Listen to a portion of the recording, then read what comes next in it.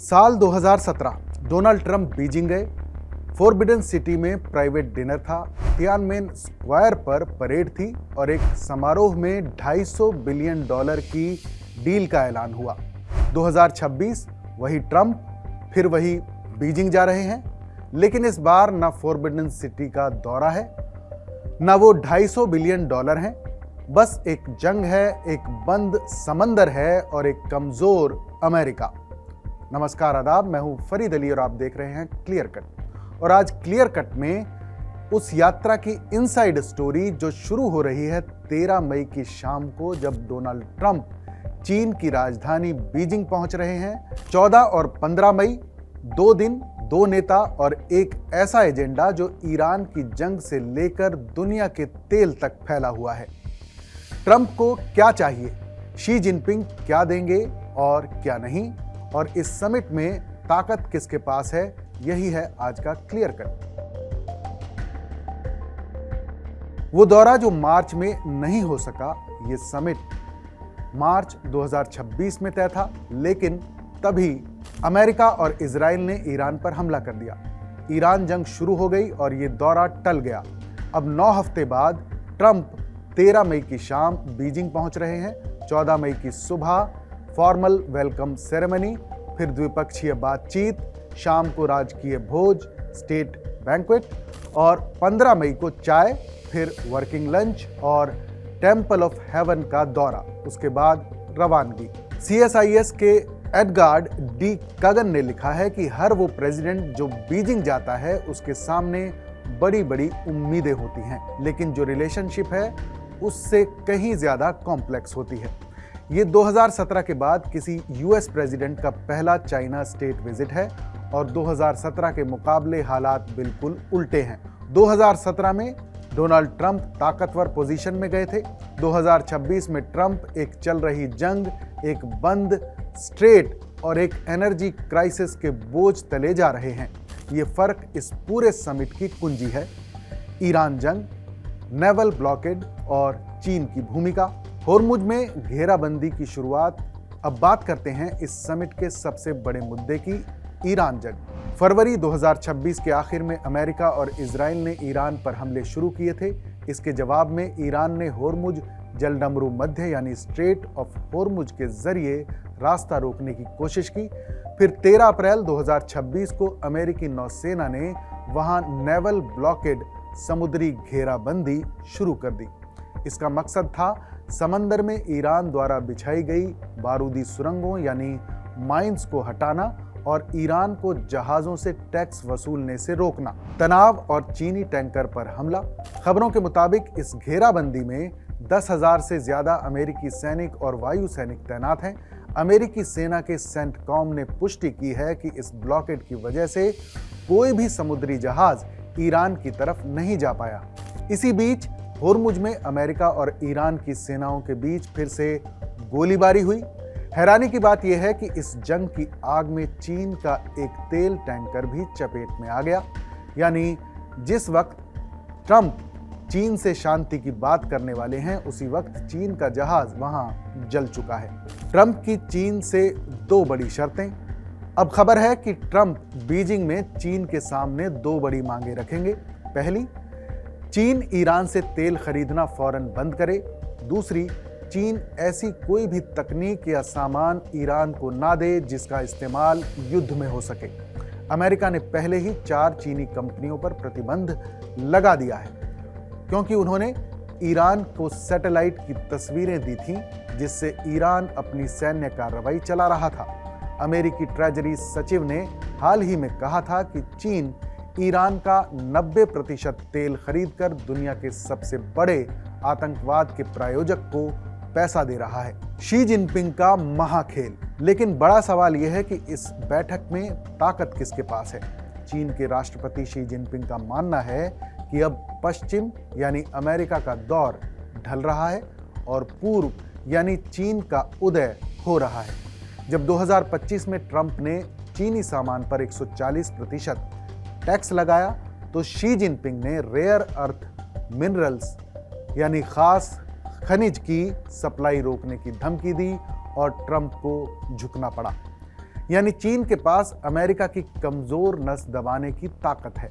मध्यस्थ के रूप में चीन अब खुद को एक मध्यस्थ यानी मीडिएटर के तौर पर पेश कर रहा है। उसने ईरान के विदेश मंत्री को बीजिंग बुलाया और ईरान से होर्मुज का रास्ता खोलने को कहा।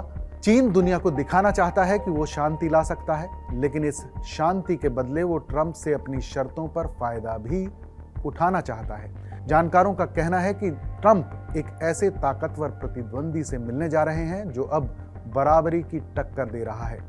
मेज पर अन्य मुद्दे बोइंग, खेती और ताइवान। ईरान के अलावा भी कई बड़े मुद्दे हैं। ट्रंप के साथ अमेरिका की बड़ी कंपनियों जैसे बोइंग के सीईओ भी चीन जा रहे हैं। बोइंग को उम्मीद है कि चीन उसे विमानों का बड़ा ऑर्डर देगा। बदले में चीन अमेरिका से सोयाबीन और खेती का सामान खरीदने का वादा कर सकता है। हालांकि ताइवान पर अमेरिका का रुख सख्त रहेगा, लेकिन चीन चाहेगा कि ट्रंप ताइवान की आज़ादी का खुलकर विरोध करे।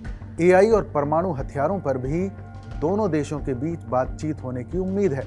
ऑपरेशन इकोनॉमिक फ्यूरी, जंग के मैदान के बाहर एक और मोर्चा। लेकिन ट्रंप खाली हाथ बीजिंग नहीं जा रहे। समिट से पहले 12 मई को यूएस ट्रेजरी के OFAC ने एक बड़ा कदम उठाया। 12 लोगों और एंटिटीज पर नए सैंक्शंस लगाए गए। निशाने पर था IRGC यानी ईरान रेवोल्यूशनरी गार्ड कॉर्प्स का तेल नेटवर्क। इसे कहते हैं ऑपरेशन इकोनॉमिक फ्यूरी। इस नेटवर्क का नाम है शाहिद पुरजा फारी ऑयल हेडक्वार्टर्स। इसके 3 सीनियर ऑफिशियल्स को सीधे तौर पर प्रतिबंधित कर दिया गया। चीफ अहमद मोहम्मदी ज़ादे, फिनेंस हेड समद फतेही सलामी, कमर्शियल हेड मोहम्मद रजा अशरफी गेही। और ये प्रतिबंध सिर्फ ईरान तक नहीं रुके। हांगकांग की कंपनियां, Hong Kong blue ocean limited, Hong Kong Sanmu limited, Dubai की कंपनियां ओशन अलायंस शिपिंग LLC, एटिक एनर्जी FZE, ओमान की कंपनी जायस लॉजिस्टिक्स ग्रुप, सबको लिस्ट में डाला गया है। ये वो कंपनियां हैं जो ईरान का शैडो फ्लीट ऑयल चाइना तक पहुंचाती थीं। Fake tankers, fake shell companies, fake routes. US treasury secretary Bessent ने कहा कि ईरान की मिलिट्री अभी रीग्रुप करने की कोशिश कर रही है। इकोनॉमिक फ्यूरी उसे उसकी फंडिंग से काटता रहेगा। और चेतावनी दी गई है कि चाइना के इंडिपेंडेंट टी पॉट रिफाइनरीज जो ईरानी ऑयल प्रोसेस कर रही हैं, सेकेंडरी सैंक्शंस की अगली लाइन में हैं। चाइना की कमर्शियल मिनिस्ट्री ने पलटकर अपनी कंपनियों को ऑर्डर दिया, यूएस सैंक्शंस का पालन मत करो। यानी समिट से पहले ही दोनों देशों के बीच एक इनविजिबल इकोनॉमिक वॉर भी चल रही है। और अब वो खबर जो इस पूरे समिट का सबसे बड़ा कॉन्टेक्स्ट है। 8 अप्रैल को अमेरिका और ईरान के बीच एक सीज फायर हुआ था, लेकिन 12 मई को ट्रंप ने ओवल ऑफिस से एक ऐसा बयान दिया जिसने पूरी दुनिया को हिला दिया। ट्रंप ने कहा ईरान के साथ cease fire massive life support पर है। क्यों? क्योंकि ईरान ने अपना नया पीस प्रपोजल ट्रंप को भेजा और ट्रंप ने उसे एक शब्द में खारिज कर दिया, गार्बेज।